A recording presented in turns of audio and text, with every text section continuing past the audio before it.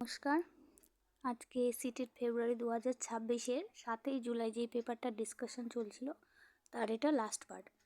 আগের ভিডিওগুলোতে 24 নম্বর পর্যন্ত ডিসকাস করা হয়েছিল, যারা দেখোনি অবশ্যই দেখে নিও। আচ্ছা, আজকে এলিমিনেশন মেথডের মাধ্যমে কিভাবে করব সেটা দেখো।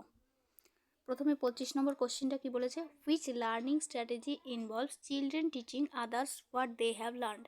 এটা আগের দিন হোমওয়ার্ক দিয়েছিলাম। তো এখানে কোন লার্নিং স্ট্র্যাটেজিটা চিলড্রেন মানে যে বাচ্চা যদি শেখে তো তারা কিছু শেখাতে চায় সেইটাকে হেল্প করবে। দেখো আগে আমরা এলিমিনেশন টেকনিক কী করে ইউজ করবো। দেখো প্রথমে বলেছে রোট লার্নিং, এই 2 নম্বর অপশনটা। তাহলে রোট যেহেতু মেমোরাইজেশন, রোট এগুলো কী হয়, এগুলো নেগেটিভ, তাহলে অটোমেটিক্যালি এটা হবে। তারপর কন্ডিশন বলেছে, কন্ডিশনিং মানে কি, যেখানে শর্ত দিয়ে। এবার দেখো বিহেভিয়ারিজমে কন্ডিশনাল লার্নিংয়ের কথা বলা হয়েছে। তবে বিহেভিয়ারিজম হিসাবে কিন্তু চাইল্ড সেন্ট্রিক এডুকেশন চলে না, এখানে কনস্ট্রাকটিভই চলে, তো কন্ডিশনও হবে না। এক্সপোজিটরিও এখানে নেগেটিভ। আবার বাকি থাকলো কি রেসিপ্রোকাল মানে হলো পারস্পরিক। এবার দেখো ভাইগস্কিতে কিন্তু আমরা পড়েছিলাম যে বাচ্চারা পিয়ার টিউটরিং, যেটা মানে পারস্পরিক একে অপরকে হেল্প করে গ্রুপ ওয়ার্কের মাধ্যমে কিন্তু ইজিলি শিখবে। তো এখানে কোনটা আনসার হয়ে যাবে, রেসিপ্রোকাল। তাহলে বোঝা গেল এলিমিনেশন টেকনিকের মাধ্যমে কিন্তু অটোমেটিক্যালি অপশানগুলো এলিমিনেট করা যাচ্ছে। নেক্সট দেখো কি বলেছে 26 নম্বর কোশ্চেনটাতে। দেখো বলেছে অ্যাজারশন আছে, একটা রিজন আছে। In Asian culture which stress social harmony expressions of anger are discouraged and shame is encouraged.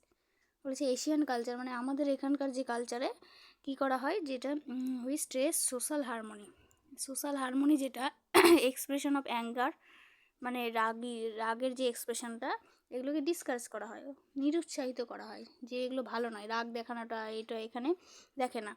Shame is encouraged, shame মানে লজ্জা দেওয়াটাকে এনকারেজ করে। যে আমরা মনে করি যে টিচিংয়ের ক্ষেত্রে এতদিন মেথডে চলে আসছিল কি, যে বাচ্চাদের তো মানে রাগ দেখানো বা বকা যাবে না, কিন্তু তাদেরকে যদি কান ধরে দাঁড় করিয়ে দেওয়া হয় তাহলে তারা লজ্জা পাবে, তাতে কিন্তু কাজটা করে নিয়ে আসবে। তো এটা বলেছে এইখানে কিন্তু এই জিনিসটাই হয়, তাই না, সেমটাকে উৎসাহিত করা হয়। তাহলে বাচ্চাকে কান ধরে দাঁড় করে দেওয়া হয় বা নীল ডাউন করে দেওয়া হয়, যাতে তারা লজ্জা পায় এবং কাজটা করে নিয়ে আসে। তার মানে এটা আমাদের কালচারেই হয়। ঠিকই বলেছে যে এখানে রাগই হওয়া যাবে না, কিন্তু সেমটাকে এনকারেজ করা হয়, তাহলে এটা ট্রু। এবার রিজনটা কি দিয়েছে দেখো, emotions are subjective and do not play. এই যে দেখো ডু নট প্লে, ইমোশন মানে লার্নিংয়ে কোনো ভূমিকাই পালন করে না। দেখো ইমোশন কগনিশন এটা কিন্তু যেমন ডেভেলপমেন্টের ডোমেনগুলো আছে PCSE, তাই না, ফিজিক্যাল, কগনিটিভ, সোশিও ইমোশনাল। এবার ফিজিক্যালের সাথে কিন্তু ইমোশনাল ইন্টার রিলেটেড, আবার সোশ্যালের সাথে কিন্তু কগনিটিভ, আবার ওভারঅল পুরোটাই কিন্তু একে অপরের সাথে কিন্তু ইমোশনাল। এবার তোমার ধরো ইমোশন প্লে করে না কেন, ইমোশন যদি প্লে নাই করতো তাহলে বাচ্চা লজ্জা ও পেতো না, বাচ্চা কষ্টও পেতো না, কাজও করে আনতো না, তাই না। তাহলে আমাদের দেখবে মন খারাপ থাকলে আমাদের কিন্তু সেই কাজটা করতে ভালো লাগে না, তাই না। যতই পড়াশোনা পরীক্ষা থাক, কিন্তু মন ভালো না থাকলে আমরা কিন্তু সেইটাতে মন দিয়ে ভালো করে পড়তেই পারি না। তাহলে ইমোশন অবশ্যই প্লে করে, তাহলে এখানে বলেছে ইমোশন প্লেই করে না, তাহলে এই অপশানটা কি ফলস হয়ে যাবে। তাহলে এখানে কি আনসারটা হবে, A is true but R is false, আর এখানে সঠিক ব্যাখ্যা করছে না। বোঝা গেল। নেক্সট দেখো 27 নম্বর কোশ্চেনটা কি বলেছে, অ্যাকর্ডিং টু জিন পিয়াজে how are children different from adults. শিশুরা অ্যাডাল্ট মানে বয়স্কদের থেকে কি করে আলাদা, তাদের ভাবনা চিন্তার দিক থেকে না তাদের হাইট দিক থেকে, না কোন দিক থেকে।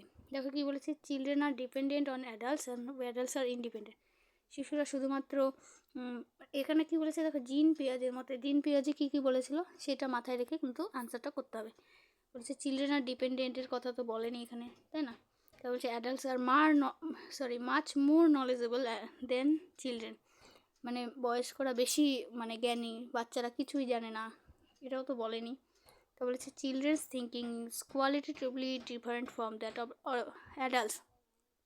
বাচ্চাদের যে ভাবনাটা সেটা কোয়ালিটেটিভলি মানে মানে গুণগত দিক থেকে কিন্তু আলাদা। দেখো এই কথাটা ভাবো, বাচ্চারা কিন্তু একটা বিষয় নিয়ে যেভাবে ভাবছে সেই একই ভাবনা কিন্তু কোনো একটা বয়স্ক লোকের ক্ষেত্রে কিন্তু নাও ভাবতে পারে, তাই না? তাদের কিন্তু কোয়ালিটিভলি ডিফারেন্ট থাকতেই পারে। এর পরের অপশনটা চেক করে নিই। Children's thinking is quantitatively different from adults. তাদের পরিমাণগত কী করে আলাদা হবে? পরিমাণগত ব্রেনের সাইজ হিসাবে তো ঠিকই আছে, মানে ওইটাই ও মানে একই টাইপেরই ভাবনা তো আসবে, তাই না? পরিমাণে তো আসবে না।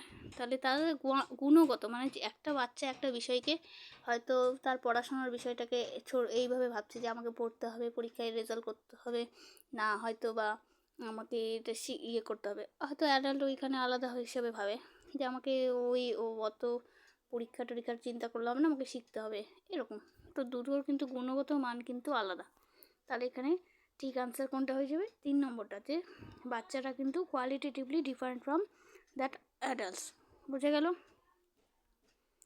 নেক্সট নম্বরটা দেখো, বলেছে which of the following question promotes analytical thinking. Analytical thinking বলতে কী বুঝি? অ্যানালিটিক্যাল থিঙ্কিং মানে কোনো কিছুকে যদি বিশ্লেষণ করি সঠিকভাবে তাহলে সেটাকে বলবো অ্যানালিটিক্যাল থিঙ্কিং। দেখো, অ্যানালিটিক্যাল থিঙ্কিং মানে বিশ্লেষণাত্মক ভাবনা, যেখানে আমরা সব কিছুকে বিশ্লেষণ করব, তাই না? এখানে বলেছে the capital city of India. Capital city India মানে সেটা তো সবাই আনসারটা বলে দেবে যে এটা হলো capital city of India, New Delhi হলো। এটা তো ভাবতে হলো না। তারপর বলেছে কি how many states are there in India. এবার কতগুলো স্টেট আছে, রাজ্য আছে, সেটাও কিন্তু ভাবার দরকার পড়ছে না, মুখস্থ আছে। ফ্যাক্টুয়াল নলেজ ইউজ করলাম আমরা এখানে, ফ্যাক্ট বিষয়গুলোকে ইউজ করে আমরা কিন্তু ইজিলি আনসারটা দিতে পারলাম। নেক্সট বলেছে what is the total population of India. ইন্ডিয়ার টোটাল পপুলেশন, জনসংখ্যা। এবার এইটাও আমরা ডেটাটা কিন্তু ফ্যাকচুয়ালির মধ্যেই পড়ে।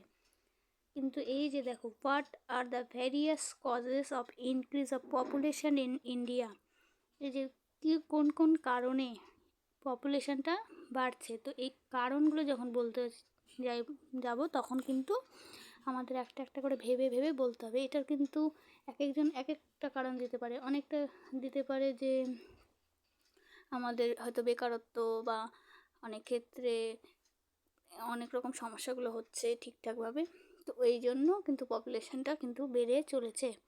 তো এই ক্ষেত্রে কিন্তু আমাদের কিন্তু ভাবতে হবে, তো অ্যানালিসিস করতে হবে। তো এই জন্য অ্যানালিটিক্যাল থিঙ্কিং যদি প্রমোট করতে চাই তাহলে কোন ধরনের কোশ্চেনটা ইউজ করব?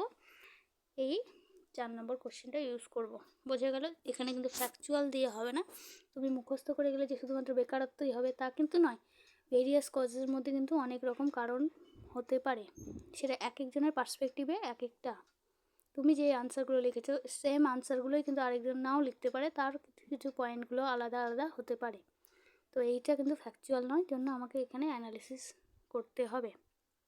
বোঝা গেল? নেক্সট কোশ্চেন দেখো, বলেছে ইনক্লুসিভ ক্লাসরুম। ইনক্লুসিভ ক্লাসরুমের কথা কি বলেছে? ইনক্লুসিভ মানে কি? যেখানে সমাবেশী কক্ষ, যেখানে আমরা সবাই একসাথে কিন্তু পড়াশোনা করব। এখানে হলো গিফটেড চিলড্রেনও থাকবে, তার সাথে স্পেশাল নিড চিলড্রেনও থাকবে, আবার নর্মাল যেগুলো চিলড্রেন তারাও কিন্তু থাকবে, তাই না? বলেছে কোনটা inclusive classroom? Recognise that every child will learn at the same rate and at the same time. Same টাইমে শিখবে, সেম রেটে। দেখো এই সেম বা অনলি এই কথাগুলো কিন্তু আগেই নেগেটিভ, তাই না?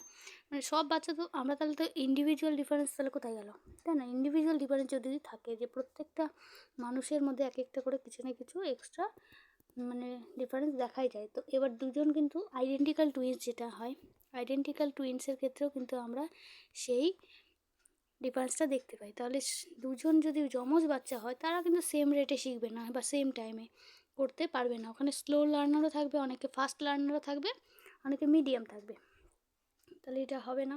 তারপর বলেছে is an educational programme offer to cater to the needs of special children.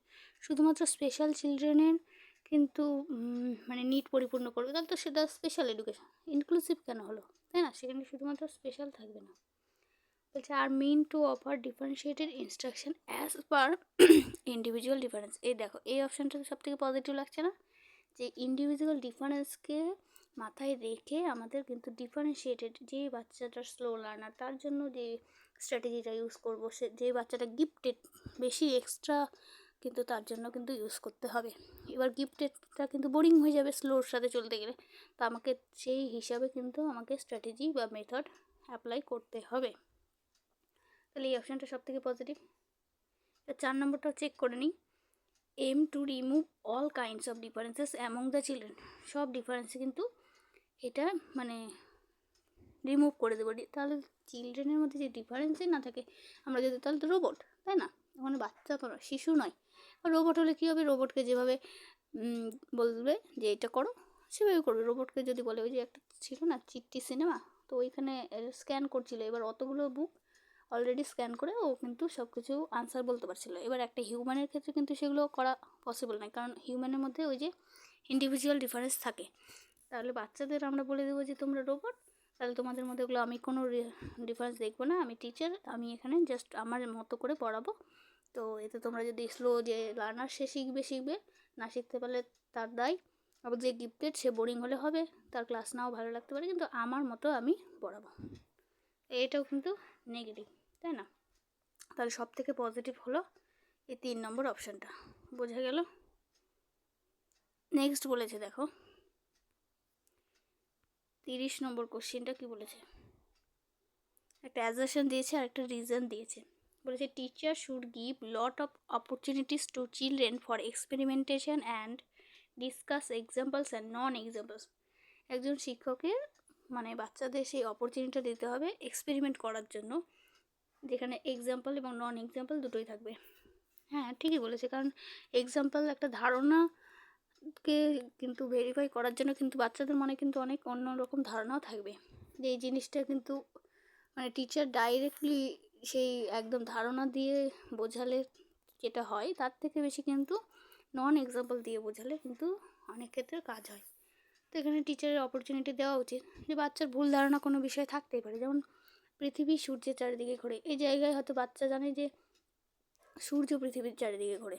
এবার সূর্য পৃথিবীর চারিদিকে ঘোরে এটা বাচ্চার ধারণা, কিন্তু সেটাকে মানে কনসেপ্টের মাধ্যমে বুঝিয়ে যে না, এটা আগে মনে করা হতো, কিন্তু আসলে প্রমাণ করে এক্সপেরিমেন্ট করে বোঝা গেছে যে পৃথিবী সূর্যের চারিদিকে ঘোরে, তখন সেটা কিন্তু বাচ্চা ইজিলি শিখতে পারবে। আর আমরা যদি বলি যে না, তুমি যেটা ভুল জানো, তুমি এটা জানো না, এটা হবে না, এইভাবে যদি বাচ্চাকে যদি ডিসকারেজ করি, তাহলে কিন্তু তার লার্নিংটা মিনিংফুল হবে না। তাহলে এটা ঠিকই বলেছে, তাই না? এটা তাহলে ট্রু। এবার বলেছে তার রিজনটা কী দিয়েছে, constructive way of dealing with misconceptions in children is to provide counter examples. Constructivist মানে যেখানে আমরা এই যে রচনা বা মানে আমরা নির্মিতবাদের থিওরি কিন্তু ইউজ করি, যেখানে জিনফি আছে, আবার ভাইগর্সকি বলেছে এখানে কিন্তু, যেখানে বাচ্চা কিন্তু নিজে নিজে লার্নিং বাই ডুইং করবে, তাই না? এখানে তাদের যে মিসকনসেপশন আছে এই বিষয়ে, সেটাকে তাদের একটা কাউন্টার এক্সাম্পল দিয়ে, আমরা একটা সঠিক উদাহরণ দিয়ে সেটাকে কিন্তু মিসকনসেপশনগুলোকে দূর করব। হ্যাঁ, এটা ঠিকই বলেছে, তো এটাও কিন্তু এটা সঠিক ব্যাখ্যা করছে। তাহলে কি অপশন হবে, both A and R are true and R is the correct explanation of A. বোঝা গেল? তাহলে আজকে এই পর্যন্তই থাকলো, নেক্সট ভিডিওতে দেখা হচ্ছে। ধন্যবাদ।